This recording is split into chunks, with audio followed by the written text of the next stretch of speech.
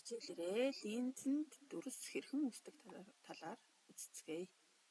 За энд цуглуулагч линз байна. Фокусын цэгийг тэмдэглэсэн байна тийм үү?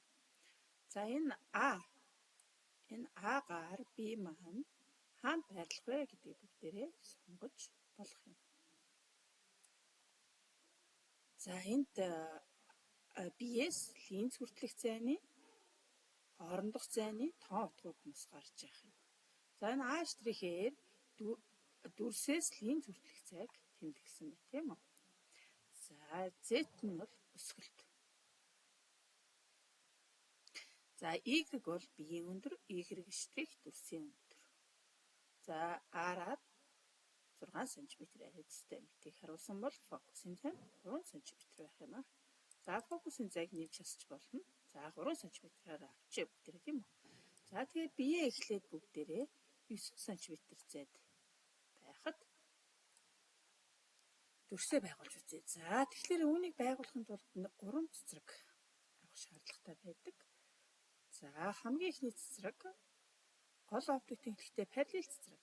За линзэнд хүрээд линзээс хугарахтаа яаж вэ? Фокусын цэг дээр чугардаг байх нэ ихний цэцрэг. За хоёр дахь цэцрэг нь фокусын цэцрэг. За фокусын цэгийг дарж тусаад хугарахтаа гол оптик тэнхлэгтэй параллелаар явах нэ. Гурав дахь цэцрэг нь төвийн цэцрэг. За чигээр явдаг байх юм тийм ээ. За тэгээд огтлцол дээр нь юу үсэх вэ гэхээр нөгөө дүрс маань үссэн байна. Энэ ямар дүрс байсан бэ гэхээр хүүхдүүд хараарай. Жижигэрсэн байна.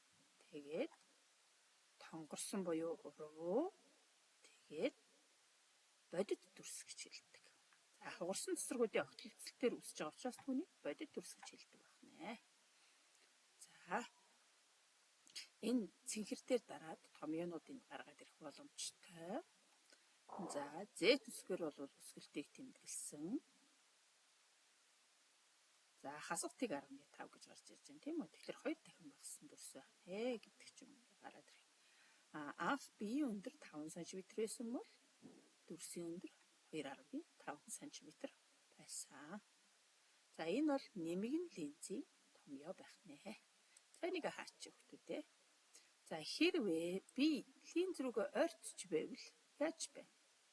За сайн анзаараад хараад байгаараа. Энэ доор байгаа тоо утгуудаа анзаарна. За ямар ч байсан дүрс маань томорч байна тийм ээ. За тэгвэл энэ C дээр очичвал өөрөөр хэлбэл 2F зайд байвал яах юм болоо?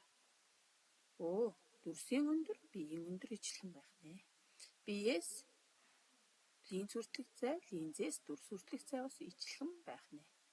За тэгвэл 2F-с F гэсэн зайд болохоор томроод эхэлж байна тийм байгааз.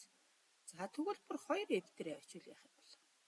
За энэ тохиолдолд бол дүрс үсэхгүй. Яагаад гэвэл энэ улаан цэцрэг, ногоон цэцрэг хоёр параллелаар явж байна. Параллелаар явсан хоёр цэцрэг хизээч огтлцдаггүй тийм үү? За фокусын цэцрэг бол босоо тэнхлэгтэй буюу линзтэй параллел байгаа учраас энэ огтлцох боломжгүй учраас дүрс үсэхгүй байх нэ. За чашаа. Тэгвэл за хүүхдүүд энэ өндөр нь сайн харагдахгүй байгаа учраас багш нь өндрийг жоохон багасгаад өгч. За сайн анзаараарай.